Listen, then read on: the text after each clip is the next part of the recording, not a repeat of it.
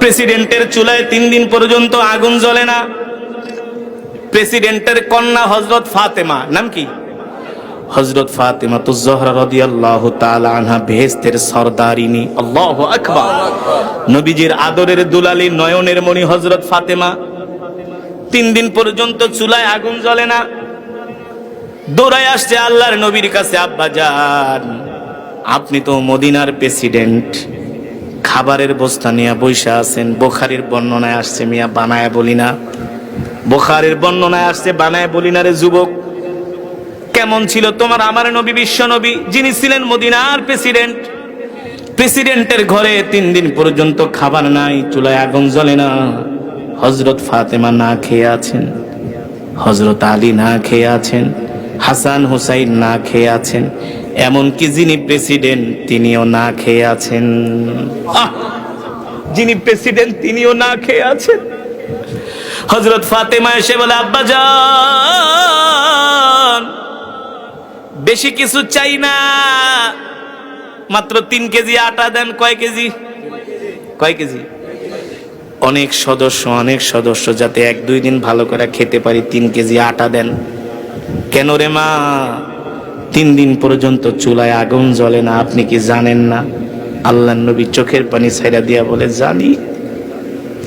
3 দিন পর্যন্ত চুলায় আগুন জ্বলে না। আব্বা জান কিছু আটা দেন, কয়েকটা রুটি বানাবো। আমার হাসান হুসাইন 3 দিন পর্যন্ত কিছু খায় না। আমার বাচ্চা 2টা হাঁটতে পারে না, ক্ষুধার যন্ত্রণায় কেঁপে কেঁপে পড়ে যায়। আমার আলী মসজিদে যেতে পারে না, ক্ষুধার যন্ত্রণায় কেঁপে কেঁপে পড়ে যায়, হাঁটতে পারে না। আব্বা জান গো, আমিও 3 দিন পর্যন্ত কিছু খাই না, আপনিও 3 দিন পর্যন্ত কিছু খান না। কিছু আটা দেন, কয়েকটা রুটি বানাবো। হাসান খাবে, হুসাইন খাবে, আলী খাবে, আমিও খাবো, আপনিও খাবেন। আল্লাহ নবী ডাক দিয়া বলে, এ ফাতেমা, আমি মদিনার প্রেসিডেন্ট, 3 কেজি আটা না, আমি যদি তোমাকে 30টা আটার বস্তা ধইরা দিয়া দিই, তারপরে আমার কাছে কেউ জিজ্ঞেস করতে সাহস পাবে না। একটা প্রেসিডেন্টে 3 কেজি আটা দিতে পারে না, আর পৃথিবীর প্রেসিডেন্টরা হাজার হাজার মিলিয়ন মিলিয়ন ডলারের মালিক। তাদের এক একটা গাড়ির দাম হলো 20 কোটি 30 কোটি টাকা না? তাদের বাথরুম হলো স্বর্ণের বাথরুম। তারা যেই বিমানে চলে সেই বিমানও স্বর্ণ দিয়া বানাইছে। তারা যেই পেয়ালায় পানি খায় সেটাও স্বর্ণ দিয়া বানানো। জানেন না? প্রেসিডেন্টের উপরে কেউ কথা বলতে পারে না। আমার নবীকেই সাধারণ প্রেসিডেন্ট নাকি? এই 2 টাকা 6 টাকার প্রেসিডেন্ট নাকি? আমার নবী তো হলেন রহমাতুল লিল আলামিন, দুনিয়ারও প্রেসিডেন্ট, আখিরাতেরও প্রেসিডেন্ট না? যার সুপারিশ ছাড়া কেউ জান্নাতে যেতে পারবে না, যার হাতে থাকবে জান্নাতের চাবি। সুবহানাল্লাহ, আর আস্তে কোন সুবহানাল্লাহ। সেই নবীর উম্মত আমরা, খুশি নাকি বেজার? এমন একজন পাওয়ারফুল প্রেসিডেন্ট আপনার আমার নবী। আল্লাহু আকবার। ঘরে চুলায় আগুন জ্বলে না। আল্লাহর নবী ফাতেমাকে ডাক দিয়ে বলে, ফাতেমা রে শোনো, তুমি আমার সামনে খাবারের বস্তা দেখতেছো, আটার বস্তা দেখতেছো। ফাতেমা তুমি জানো না, আমি তোমাকে 3 কেজি না 30 বস্তা আটা দিয়া দিলেও কেউ আমাকে জিজ্ঞেস করার সাহস পাবে না। ফাতেমা তুমি জানো না, এখনো পর্যন্ত আমার যে সাহাবীরা বদরের প্রান্তরে শহীদ হয়েছে, ওই সাহাবীদের এতিম সন্তানরা না খেয়ে আছে। যতক্ষণ পর্যন্ত আমি নবী তাদের মুখে খাবার তুলে দিতে না পারবো, ততক্ষণ পর্যন্ত নবীর ঘরে, প্রেসিডেন্টের ঘরে 100 টাকা আটাও যাবে না। আরো আস্তে কোন সুবহানাল্লাহ। কারণ কত প্রেসিডেন্টরা এমন কষ্ট করছে না?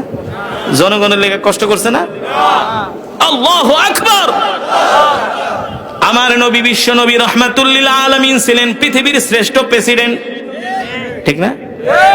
এবার আসেন, প্রেসিডেন্টের কন্যা কি বলে?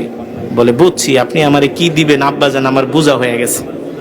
তার মানে আটা পাবে না।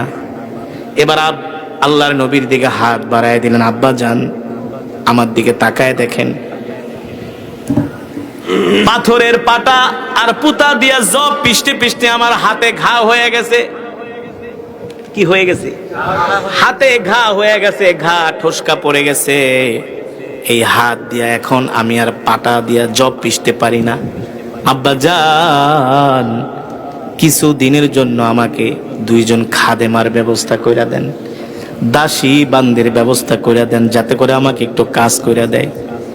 আল্লাহ নবী ডাক দিয়া বলে, ফাতেমা রে, আমি যদি তোমাকে 2 জন দাসীর ব্যবস্থা করে দেই, তার বেতনও তো আমাকে বাইতুল মাল থেকেই দিতে হবে। এ ফাতেমা, তুমি জানো না আমার যে সাহাবীরা জিহাদের ময়দানে শহীদ হয়েছে, আমার সাহাবীদের স্ত্রীরা বিধবা হয়ে গেছে, তাদের অনেকের ঘরেই বাজার নাই, কি নাই। আহ, কেমন দরদি প্রেসিডেন্ট ছিলেন আমার নবী, কেমন মায়ার প্রেসিডেন্ট ছিলেন আমার নবী। এই কারণে আল্লাহ তাআলা কোরআনুল কারীমের মধ্যে বলছেন, লাকাদ জাআকুম রাসূলুম মিন আনফুসিকুম আজিজুন আলাইহি মা আনিতুম হারিসুন আলাইকুম বিল মুমিনিনা রাউফুর রহিম। আল্লাহু আকবার। আল্লাহ তাআলা বলেন, নবী দুনিয়ার মানুষদেরকে বলে দেন, এ দুনিয়ার মানুষ, আমি আল্লাহ তোমাদের মধ্য থেকে তোমাদের জন্য এমন একজন নবী পাঠিয়েছি, যেই নবী কিনা তার জীবনের চেয়েও তোমাদেরকে ভালোবাসে। সুবহানাল্লাহ। আল্লাহ তাআলা বলতেছেন, তোমাদের নবী তোমাদেরকে তার জীবনের চেয়েও ভালোবাসে। আল্লাহর রাসূল তার নিজের পরিবারের চেয়ে সাহাবীদের পরিবারদেরকে বেশি প্রাধান্য দিয়েছেন, ঠিক কিনা বলুন? বলে, ফাতেমা, আমি যদি তোমাকে দাসী বান্দির ব্যবস্থা করে দিই, তার খরচও কিন্তু আমাকে বাইতুল মাল থেকে দিতে হবে। ফাতেমা শোনো, এখনো পর্যন্ত অনেক আমার সাহাবীদের বিধবা স্ত্রীরা না খেয়ে আছে, তাদের ঘরে বাজার নাই। যতক্ষণ পর্যন্ত আমি তাদেরকে বাজার ঘরে পৌঁছে দিতে না পারবো, আমি মদিনার প্রেসিডেন্ট, ততক্ষণ পর্যন্ত নবীর ঘরে দাসী বান্দিরও ব্যবস্থা করা সম্ভব হবে না। কেমন প্রেসিডেন্ট ছিলেন, রাষ্ট্রনায়ক ছিলেন আপনার আমার নবী। আজকে তো টেলিভিশনে কত টক শো করা হয়, হয় না? অমুক নেতা অমুক নেত্রীকে নিয়ে। আমরা বলি, তোমরা আমার নবীকে নিয়ে টক শো করো। আমার নবীর জীবনী কেমন ছিলেন, আমার নবী কিভাবে রাষ্ট্র পরিচালনা করেছেন, ঠিক কিনা বলুন? কিভাবে পৃথিবীর নেতৃত্ব দিয়েছেন। চোরের বাচ্চা চোরেরা কোনোদিন আমার নবীকে নিয়ে টকশো করবে না, আলোচনা করবে না, তার জীবনী পড়বে না, জনগণদেরকেও জানতে দিবে না, জনগণের সামনে তুলে ধরবে না। তারা জানে যদি তারা এই আলোচনা করে তাহলে তাদের চুরি চামারি বন্ধ হয়ে যাবে। আল্লাহ তাআলা আমার নবীকে কোরআন দিয়া মক্কার জমিনে পাঠালেন। কোথায়? জোরে বলেন, কোথায়? আল্লাহ তাআলা কোরআন দিয়ে আমার নবীকে মক্কার জমিনে পাঠালেন।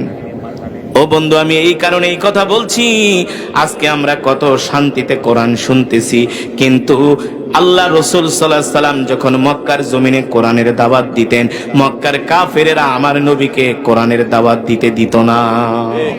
তারা কোরআনের দাওয়াতকে বন্ধ করে দিত, ঠিক কিনা বলুন? তারা বলতো, মুহাম্মদ, এ মুহাম্মদ, আমরা তোমার সব কথা শুনবো, সব কথা মানবো, কিন্তু আমরা তোমাকে কোরআন পড়তে দিব না। কথা বলেন। মক্কার কাফেরেরা বলেছিল কি বলেছিল না? আল্লাহ রাব্বুল আলামিন তার হাবিবকে ডাক দিয়া বলেন, হাবিব, আপনি মক্কার কাফেরদেরকে ভয় পাবেন না, কারণ সূর্যের মালিক চন্দ্রের মালিক দুনিয়ার কোন রাজা বাদশা নয়। সূর্যের মালিক চন্দ্রের মালিক পৃথিবীর মালিক হলাম আমি আল্লাহ। জোরে বলুন, কে? আল্লাহ রাব্বুল আলামিন তার হাবিবকে ডাক দিয়া বলেন, নবী, আপনি মক্কার কাফেরদের সামনে বুক উঁচু করে আপনি ঘোষণা করে দেন, আলা লাহুল খালকু ওয়াল আমর।